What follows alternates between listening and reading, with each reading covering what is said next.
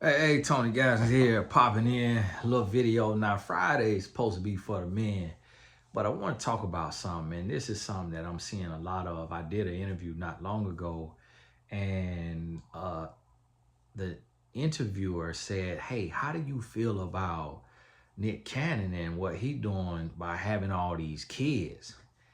And I can't remember exactly how I answered it, but as I think about it right now, I'm like, that action could be certifiably crazy, meaning that you could get a check for that because it's not something that is needed right now. And we already have so many fatherless black boys. And I think a lot of times a father thinks that, oh, if I get to see my child every week, or if I get to see my child on the weekends, or every other weekend, or if I get to keep my child for 3 months in the summer, that's enough. And it's not.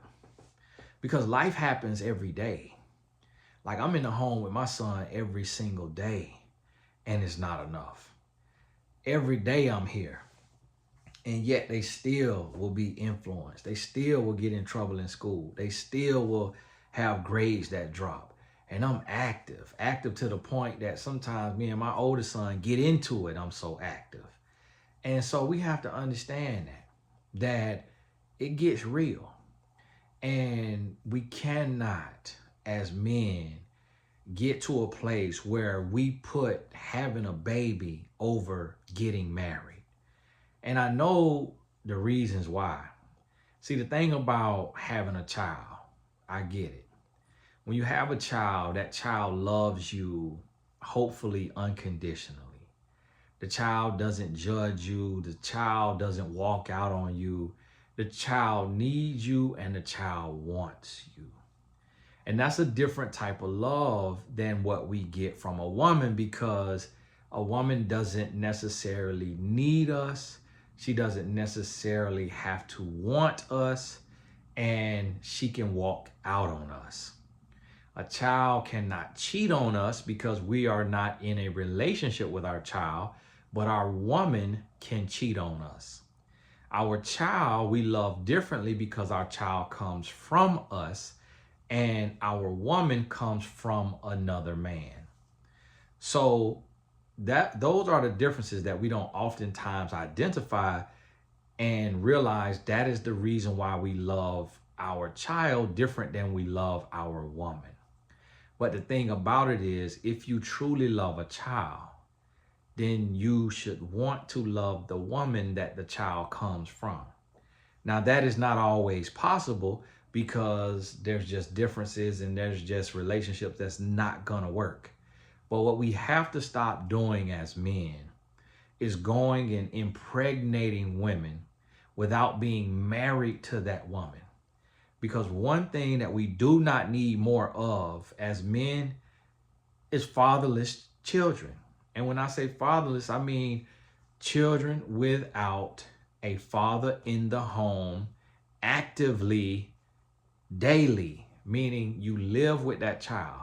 So that child sees you when he or she comes home and when he or she is getting ready to go, and that child can access you every day. Not, barring unforeseen circumstances or special job situations like you're in the service and you get deployed. That's different. That's different. But to just go get a woman pregnant and say, hey, let's go half on a baby, and I'll be there to train the child in sports or music or the arts or what have you, but I'm gonna see the child on the weekends. I'll keep the child sometimes at a week, 2 weeks, or months at a time, but we're not gonna be married, and we don't have to be married, and we don't have to live together. And so what a lot of men are doing now is, instead of just being a sperm donor, a lot of men are becoming egg beggars, becoming beggars, egg beggars, and getting a woman for her egg because of her genetics, her height, her complexion, her hair type, her body build, her look. And there's so many men who say, hey, I want to see my seed. I want to see my mini-me. I want to see what my child looks like. And this woman looks good. This woman looks like her and I will make a beautiful child. Male or female, don't matter. Just want to see my mini-me. So I want to use her for her genetics, but I don't want her. Because wanting her requires me to be a real man. Wanting her, meaning marrying her and being with her, requires me to be a real man, which means I have to be honest. That means I gotta be faithful. That means I have to be selfless. That means I gotta get married. I gotta settle down. And I have to love her in a way that requires selflessness instead of selfishness. And I don't know if I'm ready to commit to a human and be 100% faithful and be with just one woman, but I want to see my child. I want to see my seed. I need to have a child. And that is immature. It's immature and it's selfish. And it's so many men that we say, oh, I want you to have my baby. Oh, I want you to have my baby. When I met my wife, that was part of the reason she got pregnant, is because when we came together intimately, I used to be whispering in that ear, I want you to have my baby. I want you to have my baby. And she took that to heart. She took that serious. For me, it was a part of love making. But then when my son came, I say, you know what? When she got pregnant, I say, we got to get married. Because I know you are a wife. I know you wife material. I didn't know this was going to happen because I done had a girlfriend for a year and a girlfriend for 2 years having unprotected sex, and they didn't get pregnant. So I'm thinking like, okay, that ain't how that works. And then studies coming out saying a woman only got 24 hours out of the month that she can actually conceive. And I'm like, oh, I'm good then. And she got pregnant, and I said, okay, what the devil meant for evil, God gonna turn into good. Meaning the devil meant us to be in fornication and living out of the will of God, and we was distant from God. We wasn't walking with the Lord then. We knew the Lord, we grew up, but we was in a state of rebellion, just in a state of just living our life as young college students. But I still had a heart for God, and I knew God, and I said, you know what? No, that ain't what God got for me, to be no weekend daddy. God ain't got no baby mama for me. I'm meant to be a husband, and my woman is meant to be a wife, and we meant to be together, raising our child together. And when that don't work out for you, and you can't do that, don't exacerbate the situation the way we see Nick Cannon and several other men doing, by keep just adding fuel to the fire and just keep having more and more and more and more kids that's gonna be lonely and lost and insecure and without a father that they can see every day or talk to every day.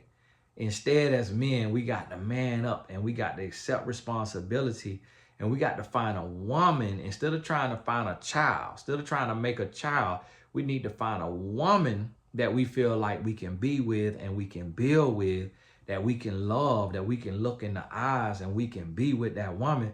And let's be with that woman. Get with that woman, get to know her and marry her. And listen to me, fellas, stop fearing. Stop walking in fear. Like, if you walking in fear that this woman gonna cheat on you, fear that this woman gonna do you dirty, fear that this woman gonna hurt you, you blocking all your blessings, because that same part of the brain that fears that this woman gonna play you is the same part of the brain that you need to unlock so you can make even more money. So you can make 6 figures if you're not there. So you can make 7 figures if you at 6. So you can make 8 figures if you at 7, and so on, because it's all in the mind.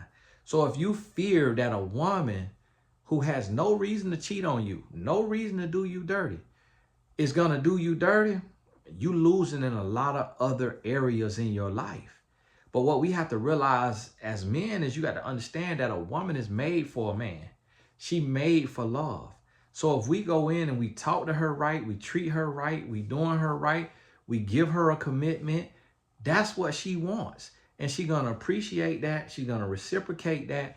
She's going to walk in love, and she's going to be faithful. Now, when you go and you pick a woman with your little head instead of your big head, then that's how you get played, because you picked the woman because of her booty and her beauty instead of her brains, instead of who she is as a person, her character, her integrity.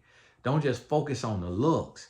I tell fellas all the time, you really don't even want no woman that's a 10 based on American standards, because that woman that's a 10 based on American standards, she done been preyed on her whole life. She got a story to tell, and she may have some bitterness. She may be a savage. She may be turned out. You really want a woman that you might feel is a 7 or an 8, because it's in certain ways, certain areas, certain ways she done been overlooked. Yes, she done gone through some things, but for the most part, she done been left to herself. Yeah, she done had her heart broke. Yeah, God done tried to do her wrong, but she's still intact, because she has not just been, she's been blossoming. She's been blooming. She's a 10, but the world say, because of her, this little bit on her stomach, because of her booty, because of her eyes, because of her nose, she a 7 or 8. But see, you got to look at her and see her and say, you know what? She beautiful. That's the standards of the movies and the magazines, but they don't care about a person's heart. They care about selling a product. So they judge people differently. You can't get caught up judging a woman like that. So when you go trying to pluck off a 10 who look like she come from the movie, not realizing that everybody done been after her because of what the world standards done put her at, that she done had to fend off wolves her whole life. At this point, she might have fangs and she ready to bite, because she done been fighting wolves her whole life. But that other woman, and see, that's what happened to so many guys, is I see so many men going after the wrong women. And a lot of times the women that men going after, those women have developed a Jezebel spirit. They have developed a selfish and greedy spirit. They have developed a self-centered spirit, because all they've been affirmed for is their looks. They haven't been affirmed as a person, only as a looker. And so they play into that, and they start to play that game. And then men overlooking what the world will call an everyday average woman. What the world will call a pretty woman, a beautiful woman. And this is the thing. We don't understand that when you grow together and you build together, what used to be just decent, just okay, becomes immaculate. So many women tell me how beautiful my wife is.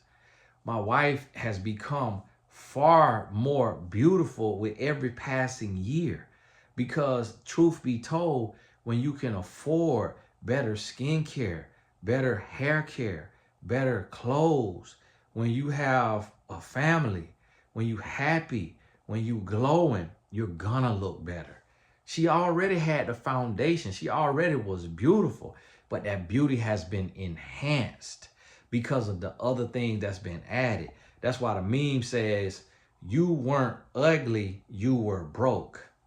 And so things change when we get with somebody who is beautiful to us, and they might not be walking down the runway at 5'9" or 5'11". They might not be 120 pounds, 130 pounds at 5'6" and up. They might not be this and that, what the world says, but you know that they beautiful to you. She's attractive to you. And yeah, you can look at other women and say, oh, well, this woman got this woman that. Listen, everybody got something that somebody don't have. But this woman right here, you can look at this woman and you attract to that woman, and you can talk with that woman, and you can build with that woman, and you get to know her, and you see her heart, her character, her integrity, and you like, whoa, hold on, what's going on now? All right now, yeah, we done hit this thing off. Then from there, you can build. So I want you to understand, find your woman first before you just worry about the kids. Find your woman fall in love with her, get married to her, then have a child. Hey, listen to me now. This is about stability. This is about advancement of your people. This is about your world, the human race, your culture. This is about family. And this is how we gonna win. This is how we're gonna grow. This is how we're gonna evolve. This is how we're gonna create generational wealth, by doing it the right way. Stop operating from fear. Stop operating from pain. Stop operating from trauma, and heal and grow and do it the right way. Hey, God bless you. Tony Gaskins here. We'll talk soon. Oh, make sure you get on TonyGaskinAcademy.com. The 2023 kickoff seminar, virtual seminar, is enrolling now, and the space is limited. You will see it. It just say 2023, and it's a intro video on the sales page. Watch that intro video to make sure this virtual seminar is for you. And if it's for you, grab your spot before they're gone, and we'll talk soon. And if you don't need that course, then get you another course. God bless you.